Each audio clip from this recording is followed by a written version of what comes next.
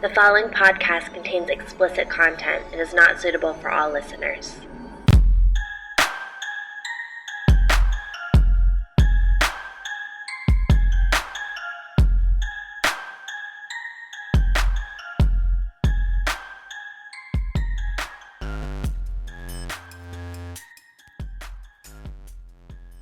Established in 1663, Université Laval is the oldest post-secondary institution in Canada. It was granted a royal charter on December 8, 1852, by Queen Victoria, which gave it the rights and privileges of a university. In 1875, Grace Ann Lockhart became the first woman graduate of a Canadian college, earning her Bachelor of Science from Mount Allison College. She is also the first woman to receive a baccalaureate in Canada and the British Empire. École Polytechnique de Montréal was founded in 1873, and the first female graduate was in 1963. I want to take a minute before we get into this very intense and tragic story to thank you for listening to my podcast. Like most, the pandemic has made it challenging for me for many different reasons, and I'll be honest, my motivation over the last few months was practically non-existent. But I'm back with more stories for you and a desire to continue to share these important topics. So if you have any topics or stories you want me to delve into, or comments about certain cases I've discussed, please check out my Instagram page at femicide_podcast. I will have it linked in the show notes as well.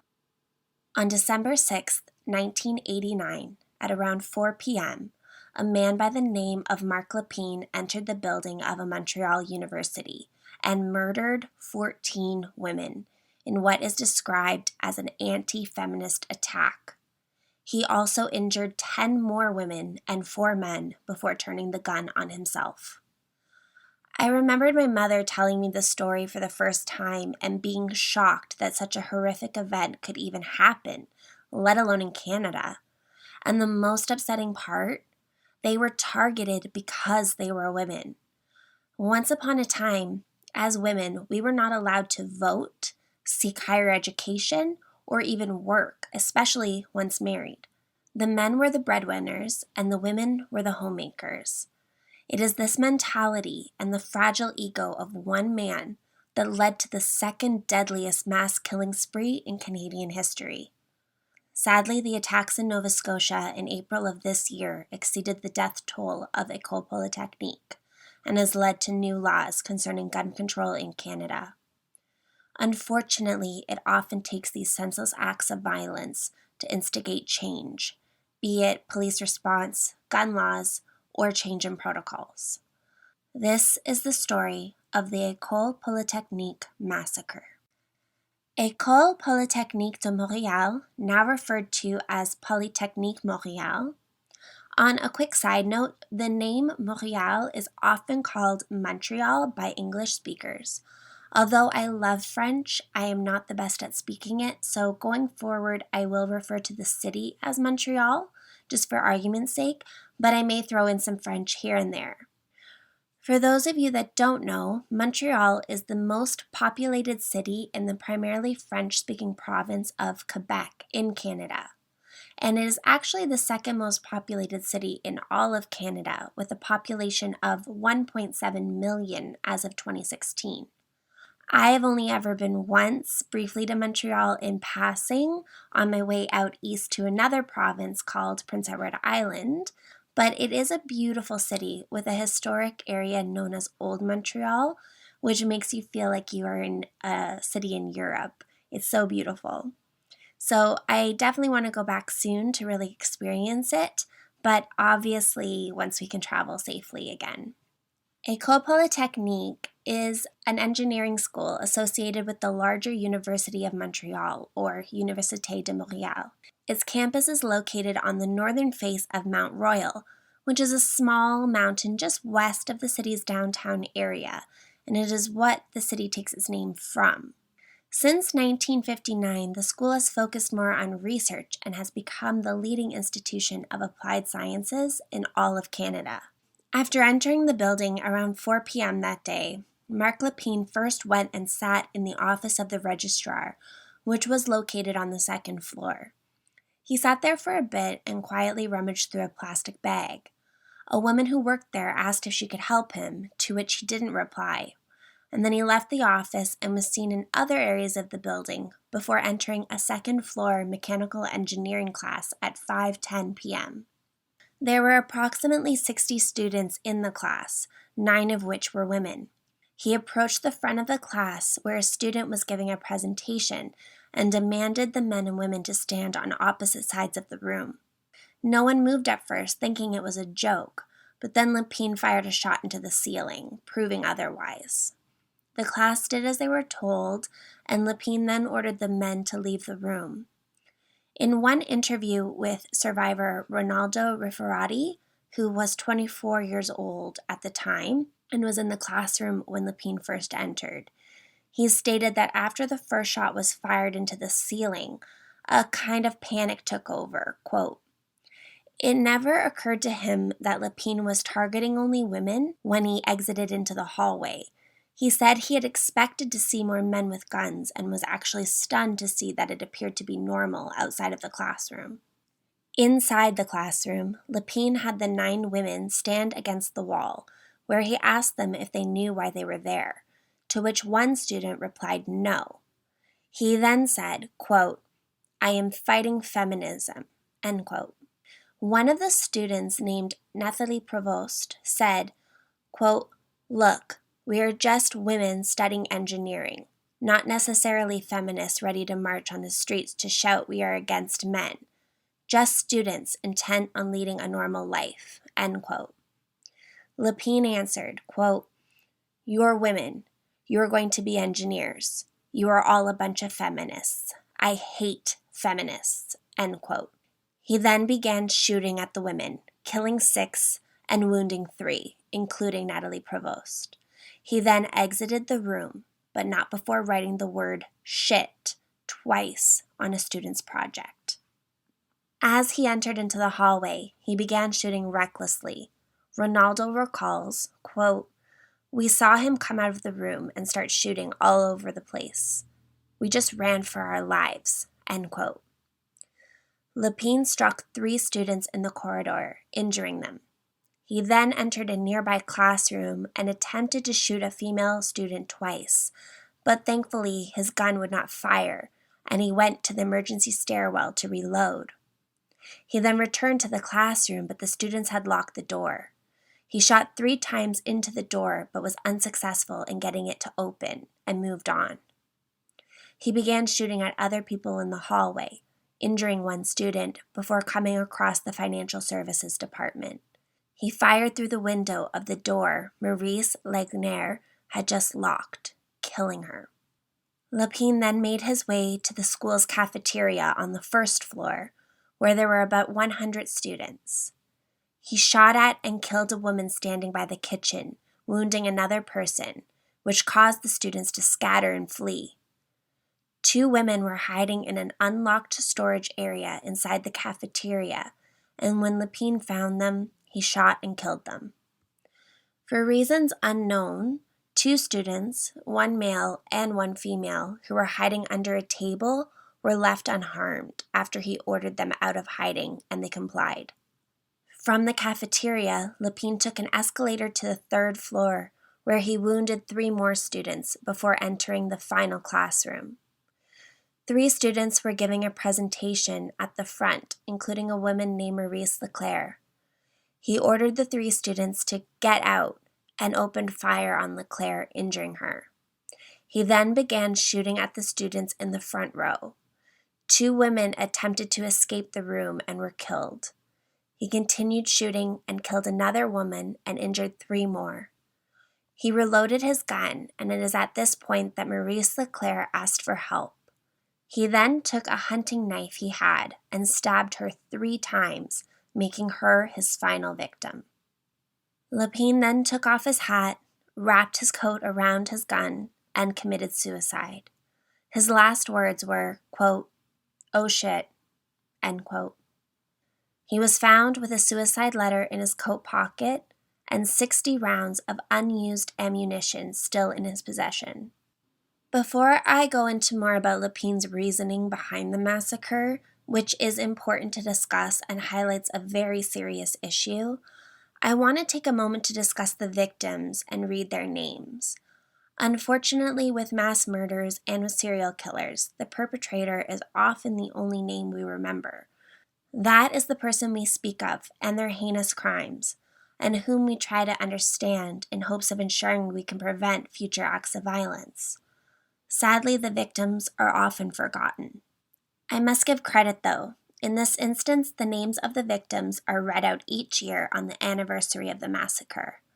They are commemorated by plaques on the campus, and since 1991, December 6th has been dedicated as National Day of Remembrance and Action on Violence Against Women. Also, in 1991, the White Ribbon Campaign was launched by a group of men in London, Ontario, Canada, for the purpose of raising awareness about the common occurrence of male violence against women. The white ribbon symbolizes the idea of men giving up their arms. Their story has been told numerous times over the years in books, theater, television, and probably most notably in the 2009 film Polytechnique by director Denis Villeneuve. I will now read out the victims' names and a bit of personal facts about each woman. While I did come across some information about the victims, unfortunately most of it was quite sparse. Some of their names are a bit difficult for me to pronounce, and while I will try my best to honor their names, I may say them incorrectly, and if I do, I sincerely apologize. Their names will also be written in the show notes. The victims' names are as followed.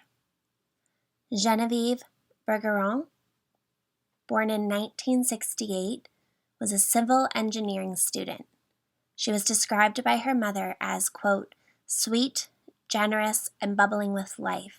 She was a real ball of fire and a total woman, end quote. She was also very smart and earned herself a scholarship to the school, but she was also entertaining the prospect of a career in music. She loved to sing and actually sang in the choir and played clarinet at the Montreal Symphony Orchestra.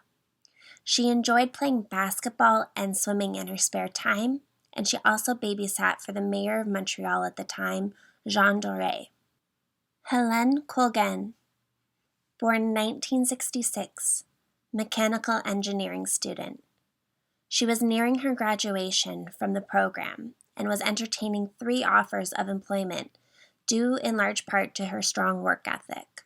Her father spoke to the Montreal Gazette following the massacre and stated, quote, she was a conscientious and patient girl and always pushed things through to the end. She wanted to go to the farthest limits of life. She had so much ambition and hope. I don't even want to think what she could have done, end quote. She had been eagerly anticipating a well-deserved vacation to Mexico over the New Year's with friends. Her best friend was Nathalie Croteau, who was also killed during the massacre. Barbara Daigneault, born 1967, mechanical engineering student, was described as someone who was not bound by conventional limits. At the age of 7, she asked why she could never be the Pope, and it is that same mentality that pushed her to follow in her father's footsteps as an engineer. She even worked as her father's teaching assistant at Université de Québec at Montreal, while she pursued her own studies. She was just 1 term away from graduating and was beginning to figure out what her next career steps were. It is said that she loved shrimp omelets and chocolate cake with whipped cream. Maud Haviernick, born 1960, materials engineering student. She was a bit older than most of the other students at 29 years old. She already had a degree in environmental design and had been working in community habitat projects as an interior designer.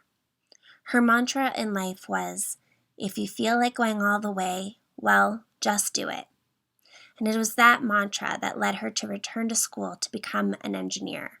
She lived with her partner, Sergei Gagnon, and was extremely artistic.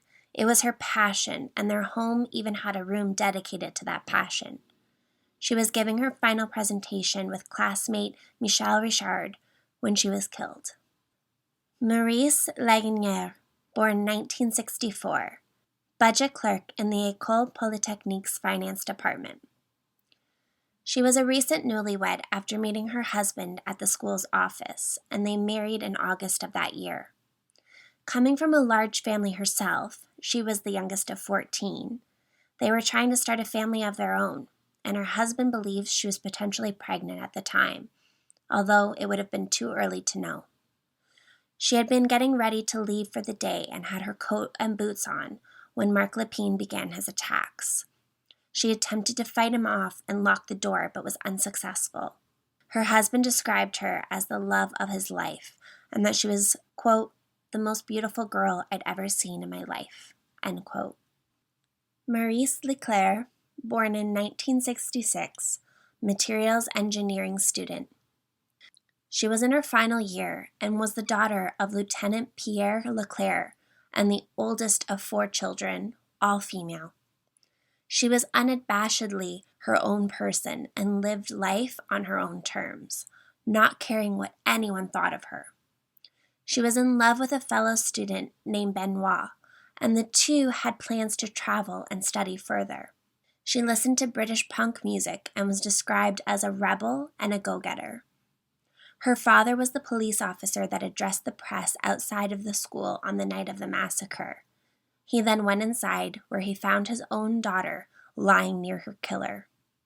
She was Marc Lepine's last victim before he committed suicide. Anne-Marie Lemay, born 1967, mechanical engineering student. She had originally wanted to go into healthcare, but after helping a close friend with rehabilitation, after he lost the use of his legs, she chose engineering. She realized the importance of mechanical devices and wanted to make a difference. She was very social, connected with people easily, played in a band, and was very organized and studious. Strangely, she wrote a note the night before the massacre that in hindsight was telling.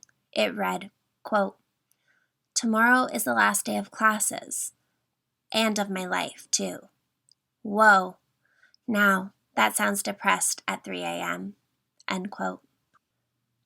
Sonia Petelier, born 1961, mechanical engineering student.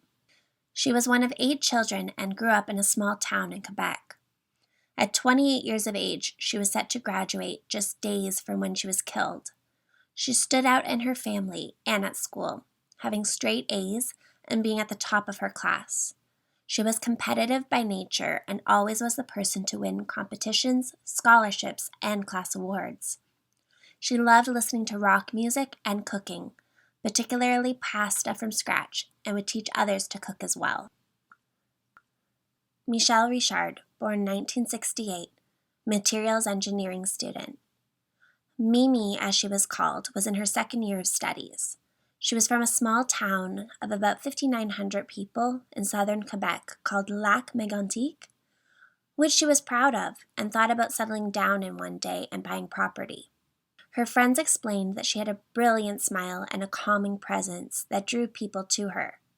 Her boyfriend of 4 years was in class when she was killed, and the two had plans to become engaged the following spring. He stated in an interview following the massacre that she was, quote, a gentle girl, happy, brilliant, beautiful. She lived every moment intensely. She abhorred violence. Anne-Marie Edward, born 1968, chemical engineering student. She was a lover of sports, outdoors, and adventure. Her most loved pastime was skiing, which she frequently participated in with her family as well as with her school. She skied with the Université de Montréal, which again is the larger school that École Polytechnique was affiliated with. Her teammates wore patches in her honor after her death, and she was buried in her team jacket because it was that close to her heart. She was described as clever and stubborn and was willing to try any new challenge, even if she failed or struggled. These traits are highlighted in a story about when she attempted sailing and capsized her family's boat 56 times in a row. Annie St. Arnault, born 1966, mechanical engineering student. She was at her final class before she would have graduated from the program. She was a naturally meticulous person, and a previous classmate described a clown she made over many, many recesses by gluing individual grains of rice together, and how well it turned out. She also loved poetry and the environment and truly wanted to make the world a better place. The youngest of 3 children, she was at a crossroads of either starting work at an aluminum smelter or following in her brother's footsteps as a missionary in Africa. Annie Turcotte, born 1969, materials engineering student. She was a gifted student that was ahead of her time in that she wanted to find ways to protect the environment. She was particularly interested in metallurgical engineering and even won a bursary for women in science. Side note, I didn't know what type of engineering that was, so I wanted to read to you what Wikipedia describes it as, just in case you were curious like me. Metallurgy is a domain of materials science and engineering that studies the physical and chemical behavior of metallic elements, their intermetallic compounds, and their mixtures, which are called alloys. Metallurgy encompasses both the science and the technology of metals. Continuing on, in her personal life, Annie loved children, and she would teach free classes to children with disabilities at a summer camp. She would also give free lessons to any child that stayed at her family's motel. Her brother commented, quote, "She was amazing with kids. We'd go somewhere and they'd be all over her," end quote. Barbara Klutznick-Wojciech, born 1958, nursing student. Like Maud, Barbara was a bit older than the other students at 31 years old. She and her husband, who was her high school sweetheart, fled Poland to Germany when it entered martial law. They were then sponsored by an aunt to enter Quebec and arrived in 1987. She was described as a whiz kid. She had previously studied engineering, food logistics, and economics before studying nursing science. She also spoke 5 languages, loved reading, and wanted to help people. She and her husband were eating together in the cafeteria when she was killed. Her husband survived. Nathalie Croteau, born 1966, mechanical engineering student. She was the best friend of Hélène Colgan and was also eagerly anticipating their planned vacation to Cancun, Mexico. She was 3 months away from graduation and was described as outgoing with a passion for learning. She particularly loved science. I'd like to take a moment to thank you for listening to my podcast. The concept behind femicide is very close to my heart, and I hope through these stories we can shed a light on the abuse, violence, and sexual assault that women face daily. Please subscribe to my podcast and leave a review, as it really helps bring awareness to these stories. There have been many controversies since the massacre, from the motive behind Lepine's actions to the criticism of the other students for not stepping in. But first, I'd like to discuss a bit about Marc Lepine. Marc Lepine was actually born Camille Garby on October 26, 1964, to Monique Lepine and Rachid Garby. His mother, a nurse, was French-Canadian, and his father, a salesman, was Algerian. Interestingly, his mother was a former Catholic nun who left the convent after rejecting organized religion. There wasn't much more information I could find on that, like if she left to be with Rachid or if she had left before meeting him. In 1967, when Marc was 3 years old, his sister Nadia was born. The family moved around a lot during his early childhood, primarily in Costa Rica and Puerto Rico, due to Rachid's job with a Swiss mutual fund. Violence was a common occurrence in their household, and Rachid was often abusive to his wife and children. He is described as having contempt for women, and was also very possessive and jealous, which is a bit ironic, as Monique claims to have found evidence of him having an affair while he was away on business in the Caribbean. It was on that trip as well that he missed the birth of his son. She obviously stayed with him and had another child with him after that, but the violence, abuse, and neglect continued. He believed women were only there to serve men and forced his wife to act as his secretary, slapping her if she made an error and not allowing her to care for their toddler if he needed her to do work for him. Literally, their child would be crying, and she was not allowed to go to him if she had a document to type. He also discouraged any tenderness or affection to the children, as he considered it spoiling. The family returned to Montreal in 1968, and this would turn out to be a permanent move. Soon after the move, there was a stock market crash, and the family lost most of their assets.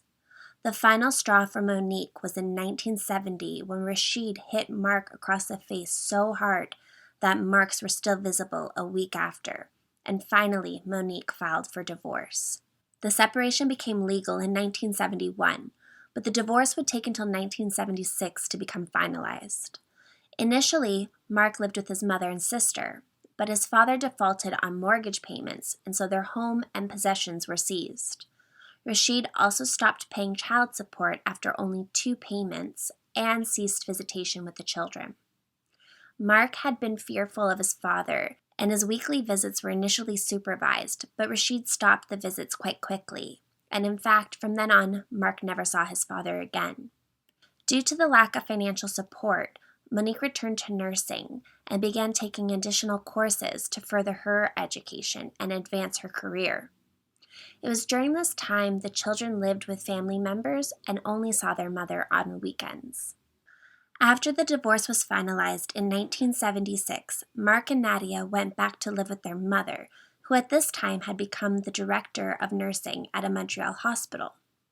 The family moved into a middle-class area called Pierrefonds. It was also at this time that Monique sought the help of a family psychiatrist. She had become concerned about her children, now aged 12 and 9, and her parenting skills. The psychiatrist concluded that Marc was shy and withdrawn, but was otherwise fine, and recommended therapy for Nadia, who had begun questioning authority. Marc attended both junior high and high school, where he was described as quiet and lacked friends, although he did have one close friend. His name, Gamil, caused him to be teased, and since he despised his father anyways, he decided to legally change his name to Marc Lepine. He also suffered with acne, which caused him low self-esteem. He was described at this time as being uncommunicative and showed little emotion. His sister exasperated the situation by relentlessly teasing him about his acne and publicly humiliating him. He apparently fantasized about her death and went as far as to make a mock grave for her on one occasion. Eventually, Nadia was placed into a group home in 1981 at the age of 14 due to her out-of-control behavior and drug use. Sadly, Nadia died in 1996 at the age of 28 from a drug overdose. Seeking a positive male role model for her son, Monique set Marc up with a big brother from the group Big Brothers Big Sisters of Canada. This was a positive experience for Marc for about 2 years until his visits abruptly stopped when his big brother was suspected of molesting young boys. Both his big brother and Marc denied any occurrence of molestation. Some hobbies that Marc liked to partake in with his friend was using his air rifle to shoot pigeons, building electronic gadgets, and watching action and horror movies. He also became fascinated by World War II and developed an admiration of Hitler. In 1981, Lepine, now age 17, applied to be a cadet with the Canadian Forces, but was rejected. He cited his difficulties accepting authority as the reason he was rejected. Following the massacre, the Canadian Forces released an official statement and stated that he had been, quote, interviewed, assessed, and determined to be unsuitable, end quote. In 1982, the family moved to Saint Laurent to be closer to his new school and his mother's job. He soon lost touch with his only friend, and he describes these next 7 years as having brought him no joy. In August of that year, he began a 2-year pre-university program at a vocational or technical college studying pure sciences. He switched from the pre-university program to a 3-year technical program in electronic technology, where he earned good grades and was seen as a quiet but model student. But in the fall of 1985, his grades unexpectedly dropped, and by February 1986, he stopped attending classes altogether and dropped out of school. This was particularly strange, as it was his last semester of the program. Later that year, he moved out of his mother's and got his own apartment and applied to École Polytechnique to study engineering. During his time at college, he had been working at the hospital where his mother worked, serving food and doing general custodial work. At one point, he developed a crush on a coworker, but was too shy to act. He was eventually fired in 1987 due to aggressive behavior, his disrespectfulness to superiors, and the overall careless attitude towards his work. He apparently was enraged at being fired, and this is when he first described the desire to go on a killing spree that would end in suicide. He did have some friends at this time who described him as unpredictable and aggressive when frustrated, although I am not sure how close these friends were to him. Marc was accepted to École Polytechnique on the condition that he obtained 2 required courses. So in the fall of 1987, he completed 3 courses required to complete his college diploma and then began taking a computer programming course in February of 1988. He then moved to downtown Montreal with his old friend from high school. He applied again to École Polytechnique in 1989, but was again denied due to his lack of prerequisite courses. So, although he continued to take courses during these 2 years between his applications to École Polytechnique, he did not take the courses he actually needed to get accepted fully. In March of 1989, he dropped out of the computer programming course, and he actually met with the university admissions officer, where he complained about women taking over the job market. I couldn't find which school he met with, if it was École Polytechnique or another school, but I assume as he had applied to École Polytechnique by then, it was most likely that school. Personally, during this time, Marc had vocalized his desire for a girlfriend, but he was not comfortable around women and would often boss them around and show off his intellect when around the opposite sex. He was also very vocal to other men about his dislike of feminists and women seeking jobs in male-dominated fields, like police officers. He also expressed his views on women staying home to raise their families. In winter of 1989, Marc finally completed one of the 2 required courses needed for admission to École Polytechnique. Following the massacre, a 3-page suicide letter was found in Marc's jacket pocket. It was never publicly released, but was leaked in November of 1990 and published in the La Presse newspaper. The letter was actually leaked to journalist Francine Petelier, who founded a feminist paper called La Vie en Rose. I'll now read the letter. Forgive the mistakes. I had 15 minutes to write this. See also Annex. Please note that if I commit suicide today, 89/12/06, it is not for economic reasons, for I have waited until I exhausted all my financial means, even refusing jobs, but for political reasons, because I have decided to send the feminists who have always ruined my life to their maker. For 7 years, life has brought me no joy, and being totally blasé, I have decided to put an end to those viragos. I tried in my youth to enter the forces as an officer cadet, which would have allowed me, possibly, to get into the arsenal and precede Lortie in a raid. They refused me because asocial. I therefore had to wait until this day to execute my plans.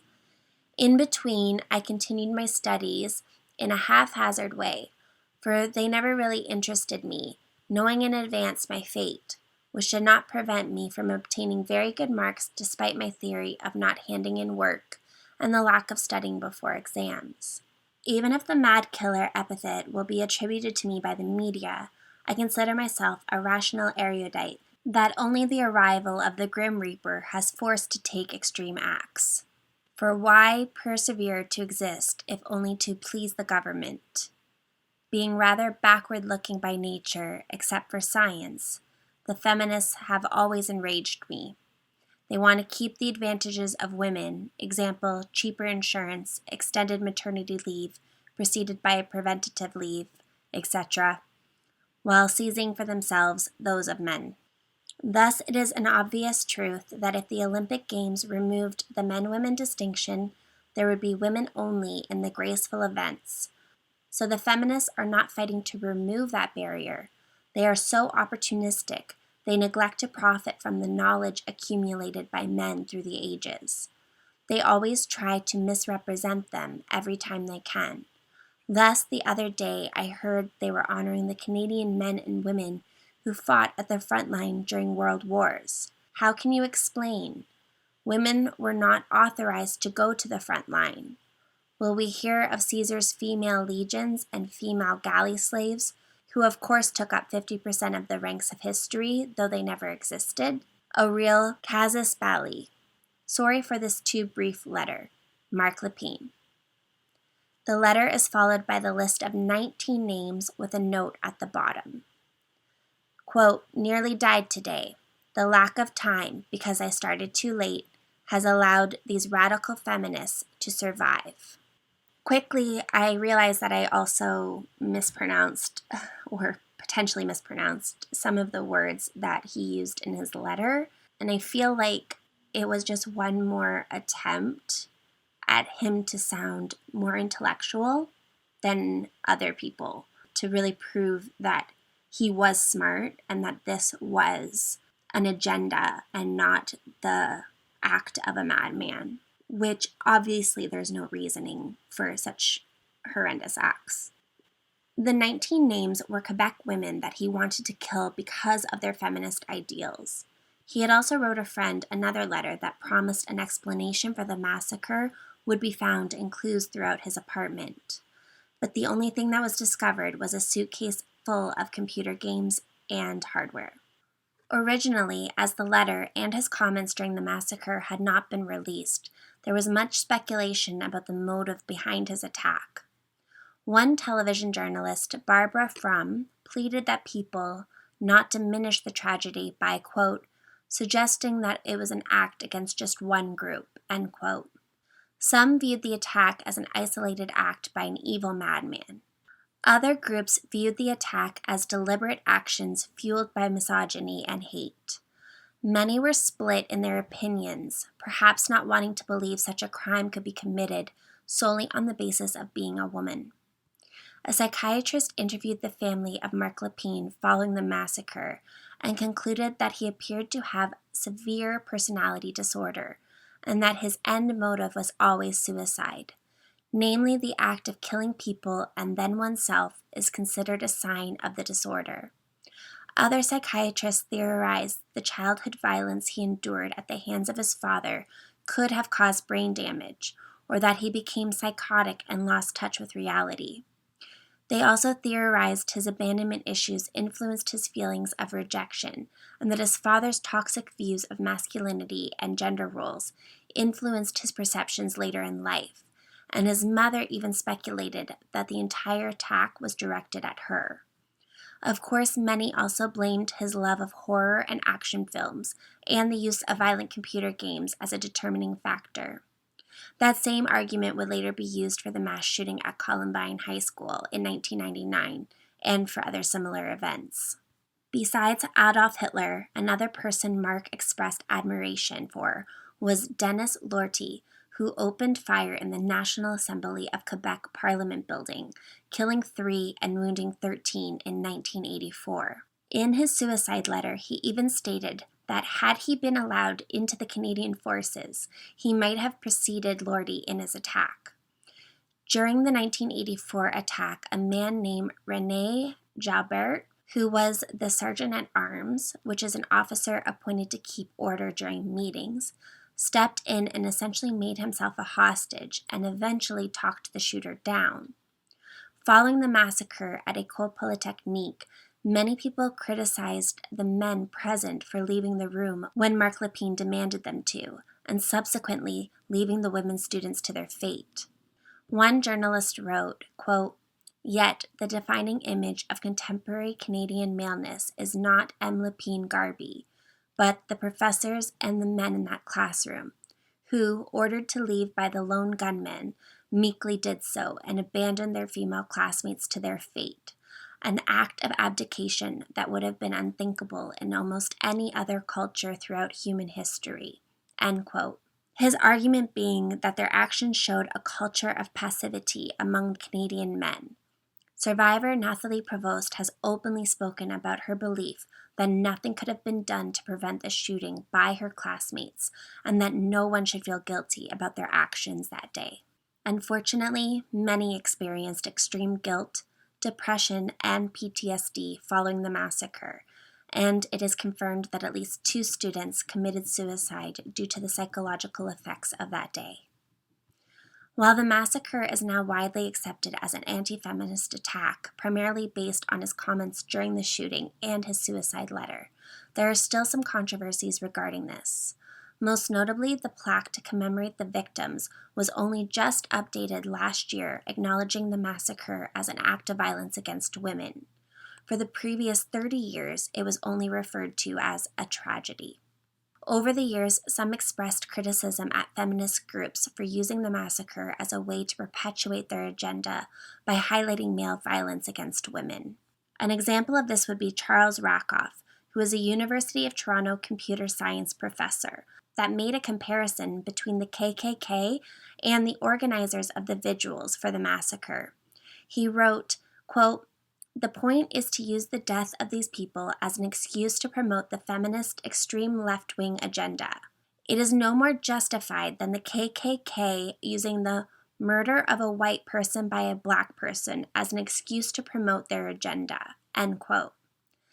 Other groups argue feminism is to blame for male frustration and that it provokes violence against women.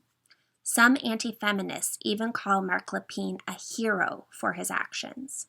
Firstly, I am disgusted by the argument that she was asking for it, which is essentially the sentiments behind it being feminism that provoked the violence.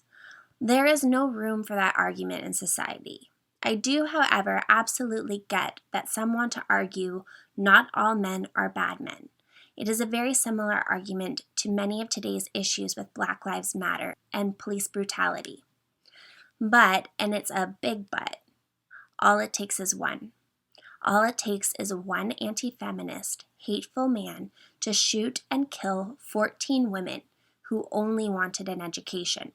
The problem isn't feminists, it's the fact that women even had to fight, and are still fighting, I might add, for their basic rights to equal pay, fair treatment, and previously the ability to vote, own property, have a bank account, and even their rights to their own body with respect to abortions and sterilizations, which are still hotly debated topics in 2020. If you're interested, I wrote a blog post, and I'll link it in the show notes of this episode, about common Black Lives Matter arguments and how it relates to women's rights issues. I tried to use a different angle to showcase how those arguments don't really hold up for people that maybe couldn't see it otherwise, and it is in no way meant to diminish the Black Lives Matter spotlight. I truly do find the issue of Black Lives Matter and women's rights to be very similar, along with the LGBTQ community. All these groups, we are still fighting for our rights in one way or another. Following the events, a committee named the Status of Women was created in the House of Commons, and in 1991, it released a report titled The War on Women. It was not fully endorsed, but nonetheless, the federal government established the Canadian Panel on Violence Against Women in August of that year. 2 plans were proposed, both the National Action Plan and Zero Tolerance Policy, which were recommended in the final report titled Changing the Landscape, Ending Violence, Achieving Equality. Unfortunately, without a proper timeline, the initiatives failed to make any real impact. Thankfully, many still hold on to the memories of the lives lost in this tragic event. As I stated above, the day is commemorated each year, and the White Ribbon Campaign was launched in 1991 by a group of men, which I find very supportive and important for increasing awareness. In 2014, a national scholarship titled The Order of the White Rose was established and offers $30,000 for female engineer graduate students. The selection committee is chaired by Michelle Thibodeau Daguerre, the first female graduate of École Polytechnique in 1963. This story offers many debates, angles, and insights to discuss, but the final topic I want to discuss is how this event changed gun laws in Canada and police response. A student who was in one of the rooms that Marc Lepine did not enter worked with others, including the parents of one victim, to create the Coalition for Gun Control, which led to the passing of Bill C-17 in 1992 and C-68 in 1995. These new regulations included requirements on the training of gun owners, screening of firearm applicants, 28-day waiting period on new applicants, rules concerning gun and ammunition storage, the registration of all firearms, magazine capacity restrictions for center fire semi-automatics, and firearm restrictions and prohibitions. Police response was also heavily criticized, as the first responders created a perimeter around the building and waited before entering the building, which allowed time for more women to be killed. The police instituted new protocol following the massacre, and in 2006, their improved response times resulted in only one person being killed at the Dawson's College shooting. And they are credited with minimizing the loss of life in that instance, although 19 people were still injured. Personally, I believe that whether poverty, childhood trauma, or abandonment were factors in Marc Lepine's actions, his undoubted hatred of women propelled the events of that day. In the 2009 film Polytechnique, the underlying focus of the film is one female character's struggle with getting an internship and her desire to have a family. She even states that if she had said she wanted children in the interview, she would have not gotten the internship. At the end, that same character finds out she is pregnant while working in aerospace engineering, and while she finally accepts the pregnancy and is happy with her partner, she is seen with worry over it and even writes a letter to Marc Lepine's mother to come to grips with the events and who she will be as a mother. The film, while criticized in Quebec for its sensitive material, was also praised for its focus on the topic of feminism and the effects on the students following the massacre, trying to answer the questions: can women have it all? Can we have a family and a career? Can we want to not have children? Can we want to have children and still be viewed as feminist? Can we create a world where being feminist is normal for both men and women? This is such a complex topic, and one I feel was very well executed in the film. If you have not seen it, it is worth watching and can be found on iTunes. I think the film did very much what I try to do with my podcast.